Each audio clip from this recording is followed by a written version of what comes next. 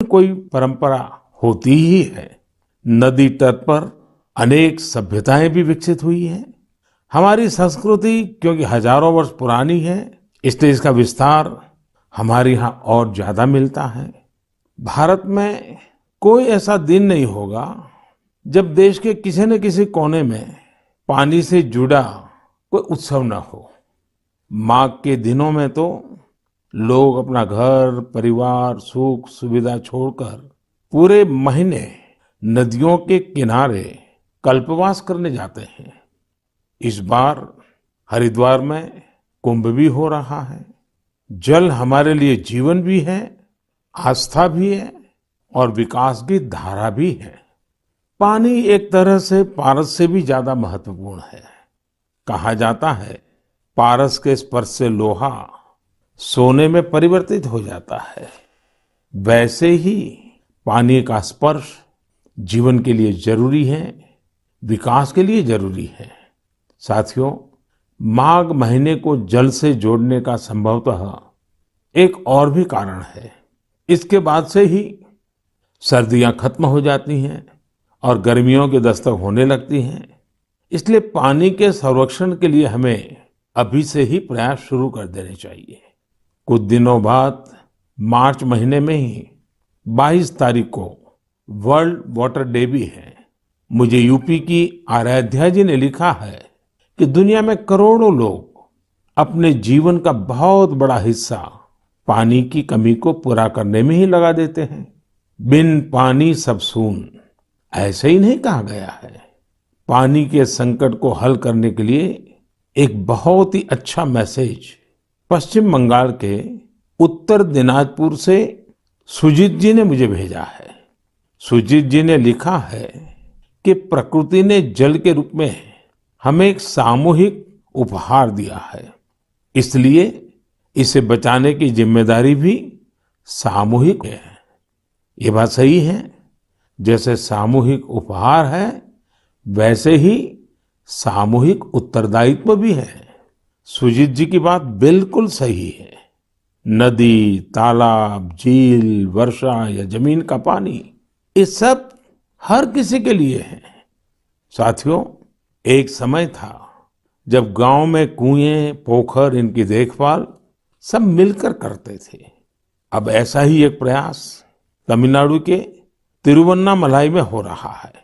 यहाँ स्थानीय लोगों ने अपने कुओं को संरक्षित करने के लिए अभियान चलाया हुआ है। ये लोग अपने इलाके में वर्षों से बंद पड़े सार्वजनिक कुओं को फिर से जीवित कर रहे हैं। मध्य प्रदेश के अगरोदा गांव की बबीता राजपूत जी भी जो कर रही है, उससे आप सभी को प्रेरणा मिलेगी। बबीता जी का गांव बुंदेलखंड में है। उनके गांव के पास कभी एक बहुत बड़ी झील थी जो सूख गई थी। उन्होंने गांव की ही दूसरी महिलाओं को साथ लिया और झील तक पानी ले जाने के लिए एक नहर बना दी। इस नहर से बारिश का पानी सीधे झील में जाने लगा। अब ये झील पानी से भरी रहती है। साथियों, उत्तराखंड के बागेश्वर में रहने वाले जगदीश कुनियाल जी का काम भी बहुत कुछ सिखाता है। जगदीश जी का गांव और आसपास का क्षेत्र पानी की जरूरतों के लिए एक प्राकृतिक स्रोत पर निर्भर था, लेकिन कई साल पहले ये स्रोत सूख गया। इससे पूरे इलाके में पानी का संकट गहराता चला गया। जगदीश जी ने इस संकट का हल वृक्षारोपण से करने की ठानी।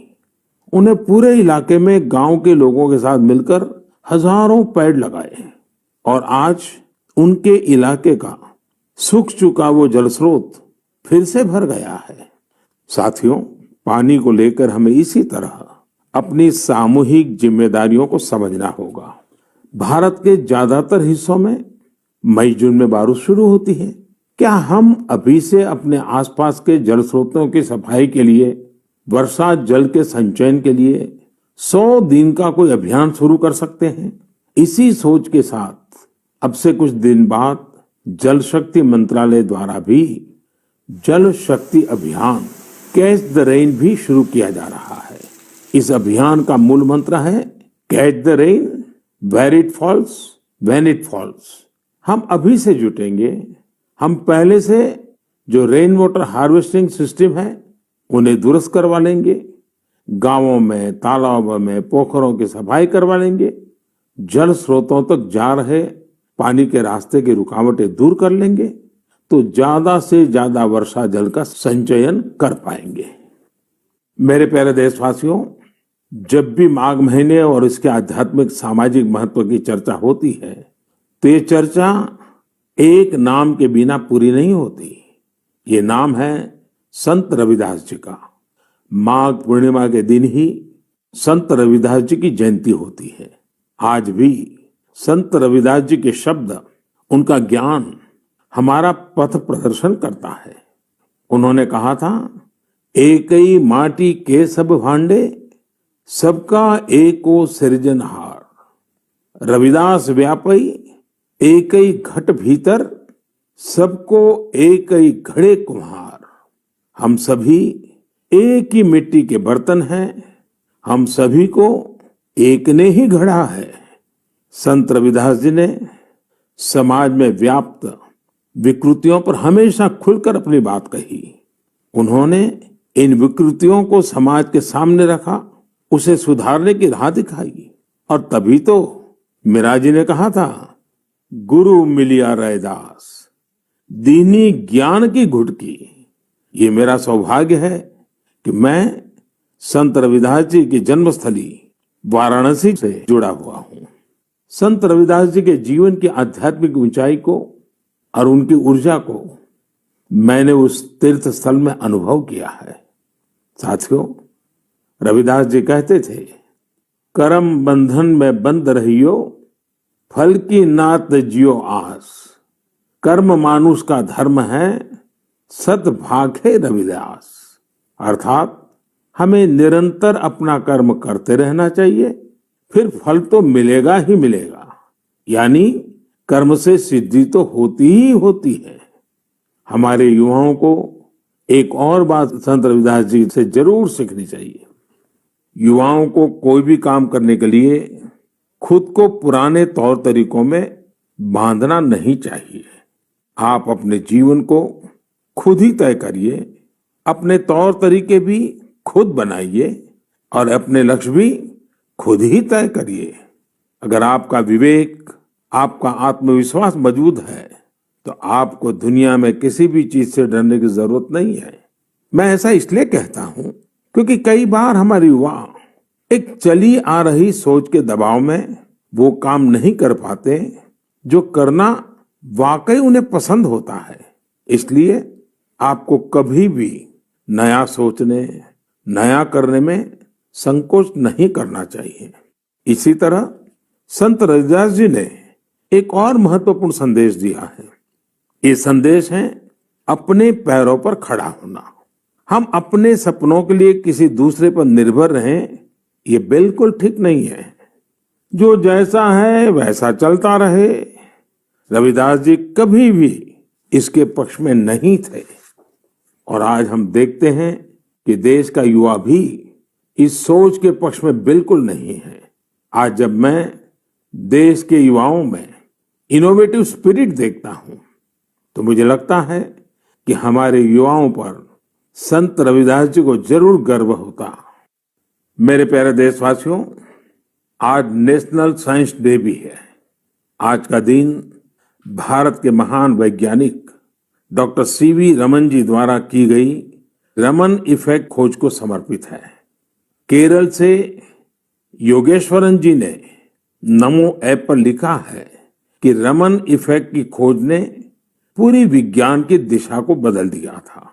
इससे जुड़ा हुआ एक बहुत अच्छा संदेश मुझे नासिक के स्नेहिल जी ने भी भेजा है।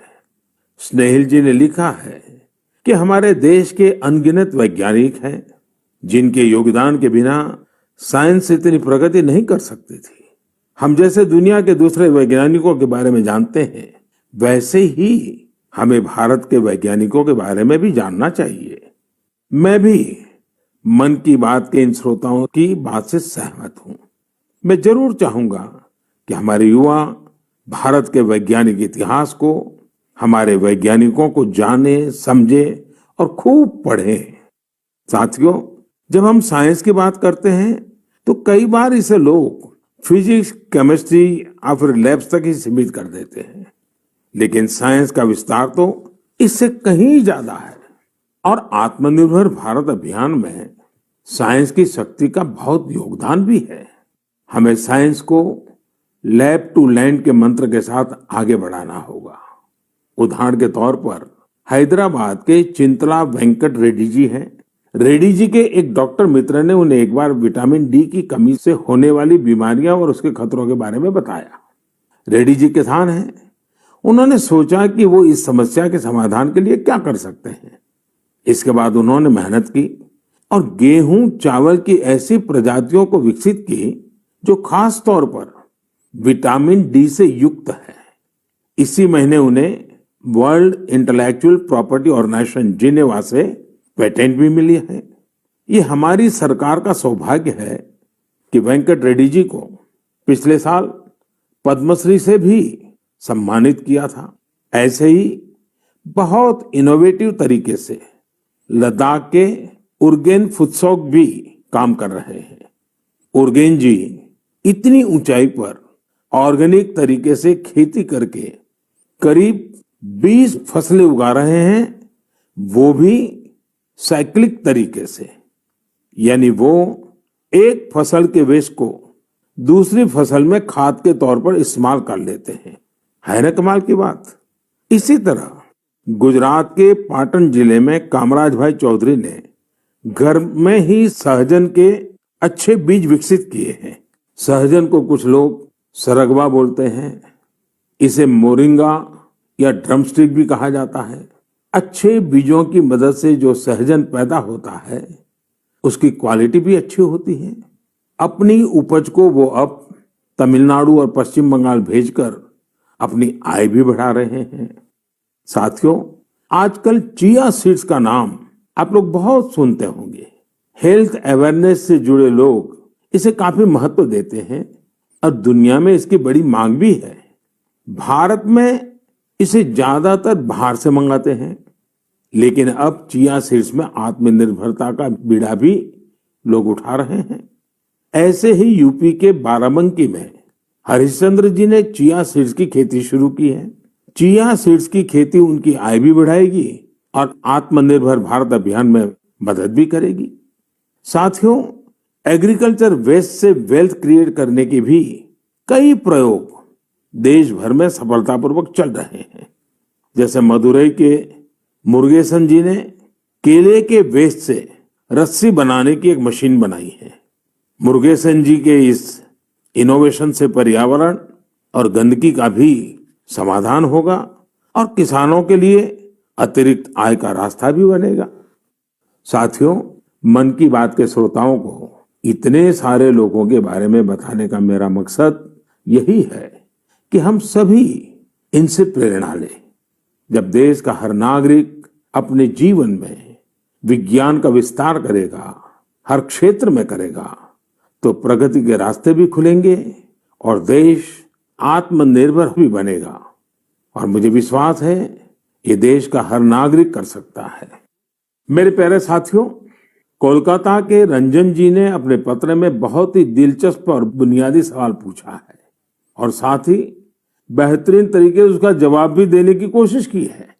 वे लिखते हैं कि जब हम आत्मनिर्भर होने की बात करते हैं तो इसका हमारे लिए क्या अर्थ होता है। इसी सवाल के जवाब में उन्होंने खुद ही आगे लिखा है कि आत्मनिर्भर भारत अभियान केवल एक गवर्नमेंट पॉलिसी नहीं है, बल्कि एक नेशनल स्पिरिट है। वो मानते हैं कि आत्मनिर्भर होने का अर्थ है कि अपनी किस्मत का फैसला खुद करना, यानी स्वयं अपने भाग्य का नियंता होना। रंजन बाबू की बात 100% सही है। उनकी बात को आगे बढ़ाते हुए मैं ये भी कहूंगा कि आत्मनिर्भरता की पहली शर्त होती है अपने देश की चीजों पर गर्व होना, अपने देश के लोगों द्वारा बनाई वस्तुओं पर गर्व होना। जब प्रत्येक देशवासी गर्व करता है, प्रत्येक देशवासी जुड़ता है, तो आत्मनिर्भर भारत सिर्फ एक आर्थिक अभियान न रहकर एक नेशनल स्पिरिट बन जाता है।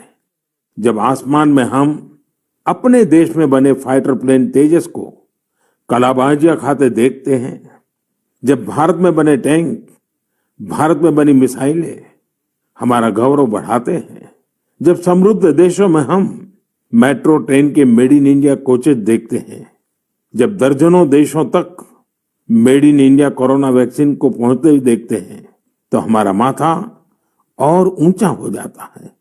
और ऐसा ही नहीं है कि बड़ी बड़ी चीजें ही भारत को आत्मनिर्भर बनाएगी। भारत में बने कपड़े, भारत के टैलेंटेड कारीगरों द्वारा बनाया गया हैंडीक्राफ्ट का सामान, भारत के इलेक्ट्रॉनिक उपकरण, भारत के मोबाइल, हर क्षेत्र में हमें इस गौरव को बढ़ाना होगा। जब हम इसी सोच के साथ आगे बढ़ेंगे, तभी सही मायने में आत्मनिर्भर बन पाएंगे। और साथियों, मुझे खुशी है कि आत्मनिर्भर भारत का ये मंत्र देश के गांव-गांव में पहुंच रहा है। बिहार के बेतिया में यही हुआ है, जिसके बारे में मुझे मीडिया में पढ़ने को मिला। बेतिया के रहने वाले प्रमोद जी दिल्ली में एक टेक्नीशियन के रूप में एलईडी बल्ब बनाने वाली फैक्ट्री में काम करते थे। उन्होंने इस फैक्ट्री में कार्य करने के दौरान पूरी प्रक्रिया को बहुत बारीकी से समझा, लेकिन कोरोना के दौरान प्रमोद जी को अपने घर वापस लौटना पड़ा। आप जानते हैं, लौटने के बाद प्रमोद जी ने क्या किया? उन्होंने खुद एलईडी बल्ब बनाने की एक छोटी सी यूनिट ही शुरू कर दी। उन्होंने अपने क्षेत्र के कुछ युवाओं को साथ लिया और कुछ ही महीनों में फैक्ट्री वर्कर से लेकर फैक्ट्री ओनर बनने तक का सफर पूरा कर दिया, वह भी अपने ही घर में रहते हुए। एक और उदाहरण है यूपी के गढ़मुक्तेश्वर का। गढ़मुक्तेश्वर से श्रीमान संतोष जी ने लिखा है कि कैसे कोरोना काल में उन्होंने आपदा को अवसर में बदला। संतोष जी के पुरखे शानदार कारीगर थे, चटाई बनाने का काम करते थे।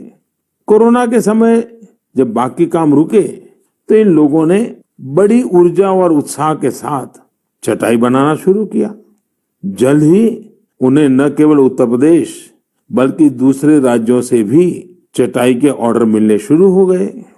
संतोष जी ने यह भी बताया है, इससे इस क्षेत्र की सैकड़ों साल पुरानी खूबसूरत कला को भी एक नई ताकत मिली है। साथियों, देश भर में ऐसे कई उदाहरण हैं जहां लोग आत्मनिर्भर भारत अभियान में इसी तरह अपना योगदान दे रहे हैं। आज यह एक भाव बन चुका है जो आम जनों के दिलों में प्रवाहित हो रहा है। मेरे प्यारे देशवासियों, मैंने नमो ऐप पर गुड़गांव निवासी मयूर की एक इंटरेस्टिंग पोस्ट देखी। वे पैशनेट बर्ड वॉचर और नेचर लवर है। Growing businesses need a hosting solution that is powerful yet easy to manage. Let's look at how business. मयूर जी ने लिखा है कि मैं तो हरियाणा में रहता हूं, लेकिन मैं चाहता हूं कि आप असम के लोगों और विशेष रूप से काजीरंगा के लोगों की चर्चा करें। मुझे लगा कि मयूर जी राइनोज के बारे में बात करेंगे, जिन्हें वहां का गौरव कहा जाता है। लेकिन मयूर जी ने काजीरंगा में वाटरफॉल्स की संख्या में हुई बढ़ोतरी को लेकर असम के लोगों की सराहना के लिए कहा है।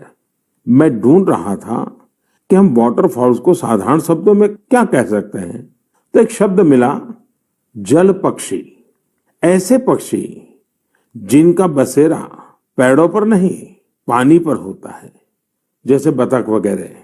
Kaziranga national park and tiger reserve authority कुछ समय से एनुअल वाटरफॉल सेंसस करती आ रही है।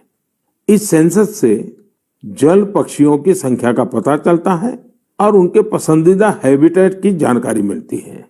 अभी 2-3 सप्ताह पहले ही सर्वे फिर हुआ है। आपको भी ये जानकर खुशी होगी कि इस बार जल पक्षियों की संख्या पिछले वर्ष की तुलना में करीब 175% ज्यादा आई है। इस सेंसस के दौरान काजीरंगा नेशनल पार्क में बर्ड्स की कुल 112 स्पीशीज को देखा गया है। इनमें से 58 स्पीशीज यूरोप, सेंट्रल एशिया और ईस्ट एशिया सहित दुनिया के विभिन्न हिस्सों से आए विंटर माइग्रेंट्स है। इसका सबसे महत्वपूर्ण कारण यह है कि यहाँ बेहतर वाटर कंजर्वेशन होने के साथ ह्यूमन इंटरफियरेंस बहुत कम है। वैसे कुछ मामलों में पॉजिटिव ह्यूमन इंटरफियरेंस भी बहुत महत्वपूर्ण होता है। असम के श्री जादव पायेंग को ही देख लीजिए। आप में से कुछ लोग उनके बारे में जरूर जानते होंगे। अपने कार्यों के लिए उन्हें पद्म सम्मान मिला है। श्री जादव पायेंग वो शख्स हैं जिन्होंने असम में मजुली आइलैंड में करीब 300 हेक्टेयर प्लांटेशन में अपना सक्रिय योगदान दिया है। वे वन संरक्षण के लिए काम करते रहे हैं और लोगों को प्लांटेशन एवं बायोडायवर्सिटी के कंजर्वेशन को लेकर प्रेरित करने में भी जुटे हुए हैं। साथियों, असम में हमारे मंदिर भी प्रकृति के संरक्षण में अपनी अलग ही भूमिका निभा रहे हैं। यदि आप हमारे मंदिरों को देखेंगे, वन संरक्षण के लिए काम करते रहे हैं। हर मंदिर के लोगों को प्लांटेशन एवं बायोडायवर्सिटी के कंजर्वेशन को लेकर प्रेरित करने में भी जुटे हुए। नागशंकर मंदिर साथियों और गुवाहाटी असम में हमारे मंदिर भी प्रकृति के संरक्षण में अपनी अलग ही भूमिका निभा रहे हैं। विलुप्त यदि आप हमारे मंदिरों को देखेंगे, वन संरक्षण के लिए काम करते रहे। हर मंदिर के लोगों को सबसे प्रजातियां एवं बायोडायवर्सिटी मंदिरों कंजर्वेशन को लेकर कछुओं के संरक्षण, प्रजनन मंदिर साथियों और असम में प्रशिक्षण हमारे मंदिर भी बेहतरीन प्रकृति के संरक्षण में अपनी अलग ही भूमिका निभा रहे हैं। यदि आप हमारे मंदिरों को देखेंगे, वन संरक्षण के लिए काम करते रहे। हर मंदिर को सिखाने के लिए आपका टीचर होना जरूरी है। इस सोच को चुनौती देने वाले व्यक्ति हमेशा सराहनीय होते हैं। अब जैसे क्या कोई किसी को सोल्जर बनने के लिए प्रशिक्षित करता है तो क्या उसको सैनिक होना जरूरी है? आप सोच रहे होंगे कि हाँ जरूरी है, लेकिन यहाँ थोड़ा सा ट्विस्ट है। माय गॉव पर कमलकांत जी ने मीडिया की एक रिपोर्ट साझा की है जो कुछ अलग बात कहती है। ओडिशा में अराखुड़ा में एक सज्जन है नायक सर। वैसे तो इनका नाम सिलू नायक है, पर सब उन्हें नायक सर ही बुलाते हैं। दरअसल वे मैन ऑन अ मिशन है। वह उन युवाओं को मुफ्त में प्रशिक्षित करते हैं जो सेना में शामिल होना चाहते हैं। नायक सर के ऑर्गेनाइजेशन का नाम महागुरु बटालियन है। इसमें फिजिकल फिटनेस से लेकर इंटरव्यूज तक और राइटिंग से लेकर ट्रेनिंग तक इन सभी पहलुओं के बारे में बताया जाता है। आपको यह जानकर हैरानी होगी कि उन्होंने जिन लोगों को प्रशिक्षण दिया है, उन्होंने थल सेना, जल सेना, वायुसेना, सीआरपीएफ, बीएसएफ ऐसे यूनिफॉर्म फोर्सेस में अपनी जगह बनाई है। वैसे आप ये जानकर भी आश्चर्य से भर जाएंगे कि सिलू नायक जी ने खुद ओडिशा पुलिस में भर्ती होने के लिए प्रयास किया था, लेकिन वो सफल नहीं हो पाए। इसके बावजूद उन्होंने अपने प्रशिक्षण के दम पर अनेक युवाओं को राष्ट्र सेवा के योग्य बनाया है। आइए हम सब मिलकर नायक सर को शुभकामना दें कि वह हमारे देश के लिए और अधिक नायकों को तैयार करें। साथियों, कभी कभी बहुत छोटा और साधारण सा सवाल भी मन को झकझोर जाता है। ये सवाल लंबे नहीं होते हैं, बहुत सिंपल होते हैं, फिर भी वे हमें सोचने पर मजबूर कर देते हैं। कुछ दिन पहले हैदराबाद की अपर्णा रेड्डी जी ने मुझसे ऐसा ही एक सवाल पूछा। उन्होंने कहा कि आप इतने साल से पीएम है, इतने साल सीएम रहे, क्या आपको कभी लगता है कि कुछ कमी रह गई? अपर्णा जी का सवाल बहुत सहज है, लेकिन उतना ही मुश्किल भी। मैंने इस सवाल पर विचार किया और खुद से कहा, मेरी एक कमी ये रही कि मैं दुनिया की सबसे प्राचीन भाषा तमिल सीखने के लिए बहुत प्रयास नहीं कर पाया। मैं तमिल नहीं सीख पाया। यह एक ऐसी सुंदर भाषा है जो दुनिया भर में लोकप्रिय है। बहुत से लोगों ने मुझे तमिल लिटरेचर की क्वालिटी और इसमें लिखी गई कविताओं की गहराई के बारे में बहुत कुछ बताया है। भारत ऐसी अनेक भाषाओं की स्थली है जो हमारी संस्कृति और गौरव का प्रतीक है। भाषा के बारे में बात करते हुए मैं एक छोटी सी इंटरेस्टिंग क्लिप आप सबके साथ साझा करना चाहता हूँ। भवतां सर्वेषां हार्दं हार्दं स्वागतम् अस्ति। एकता मूर्त्याः दक्षिणतः सातपुला पर्वतमाला अस्ति। एकता मूर्त्याः वामतः विन्ध्याचल पर्वतमाला अस्ति। एकता मूर्त्याः नर्मदा नदीस्य उपरि भागे वर्तते। अहम् एकता मूर्त्याः कार्यकर्ता अस्ति। सरदार वल्लभभाई पटेलः लोह पुरुषः इति उच्यते। दरअसल अभी जो आप सुन रहे थे वो स्टैच्यू ऑफ यूनिटी पर एक गाइड संस्कृत में लोगों को सरदार पटेल की दुनिया की सबसे ऊंची प्रतिमा के बारे में बता रही है। आपको जानकर खुशी होगी कि केवड़िया में 15 से ज्यादा गाइड धारा प्रवाह संस्कृत में लोगों को गाइड करते हैं। अब मैं आपको एक और आवाज सुनवाता हूँ। कन्निकं प्रक्षेपकाय कान्हा ब्रह्मचारी कन्दुकं प्रक्षिप्तवान् तदा शास्त्रा संस्कृत महाविद्यालय से दलनायकः अखिलेश पाण्डेयः तीव्रगत्या कन्दुफलकेन कन्दुकं ताडितं तदा आकाशमार्गेण उड्डयन् कन्दुकं सीमारेखातः बहिर्गतं ततः खड्गधावनं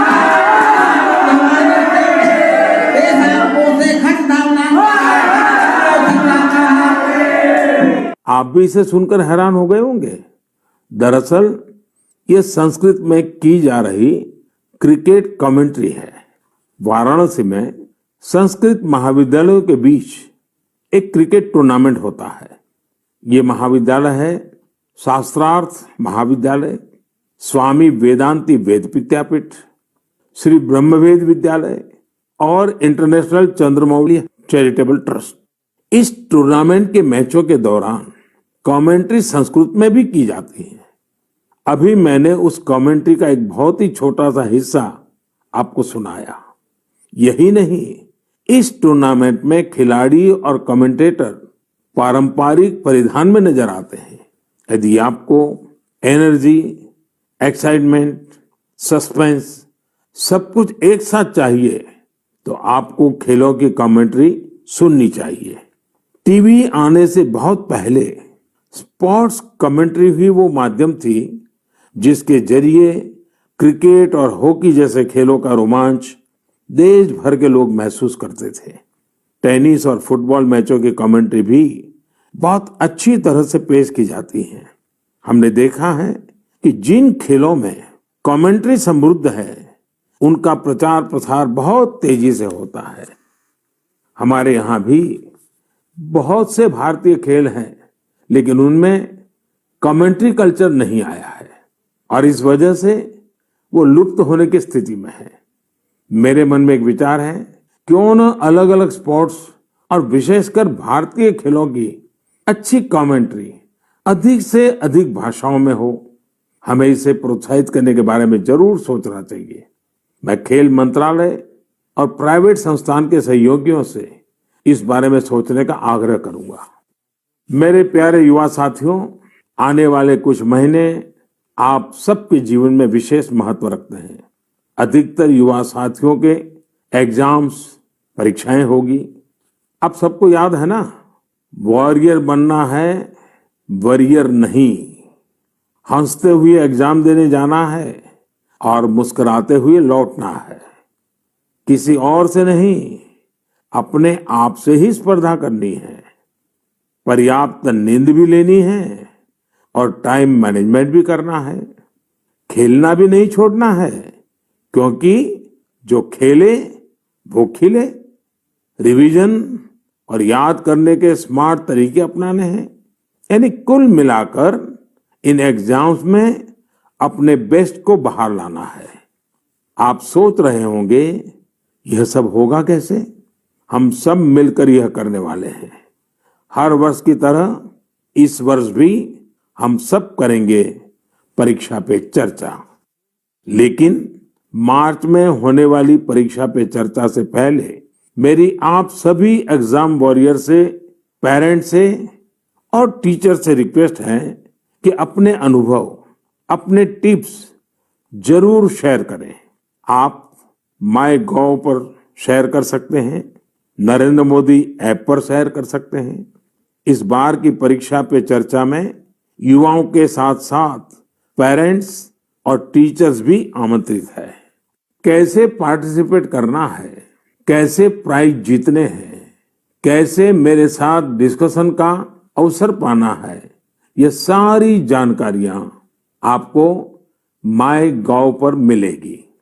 अब तक 1 लाख से अधिक विद्यार्थी, करीब 40,000 पेरेंट्स और तकरीबन 10,000 टीचर भाग ले चुके हैं।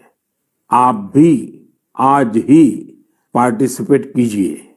इस कोरोना के समय में मैंने कुछ समय निकालकर एग्जाम वॉरियर बुक में भी कई नए मंत्र जोड़ दिए हैं। अब इसमें पेरेंट्स के लिए भी कुछ मंत्र ऐड किए गए हैं।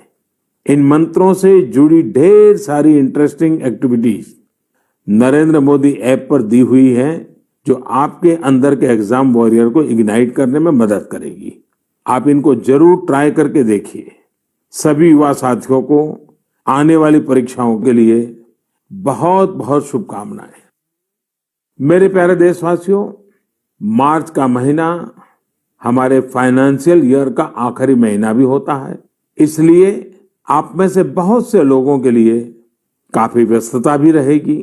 अब जिस तरह से देश में आर्थिक गतिविधियां तेज हो रही हैं, उससे हमारे व्यापारी और उद्यमी साथियों की व्यस्तता भी बहुत बढ़ रही है। इन सारे कार्यों के बीच हमें कोरोना से सावधानी कम नहीं करनी है। आप सब स्वस्थ रहेंगे, खुश रहेंगे, कर्तव्य पथ पर डटे रहेंगे तो देश तेजी से आगे बढ़ता रहेगा। आप सभी को त्योहारों की अग्रिम शुभकामनाएं। साथ साथ कोरोना के संबंध में जो भी नियमों का पालन करना है, उसमें कोई ढिलाई नहीं आनी चाहिए।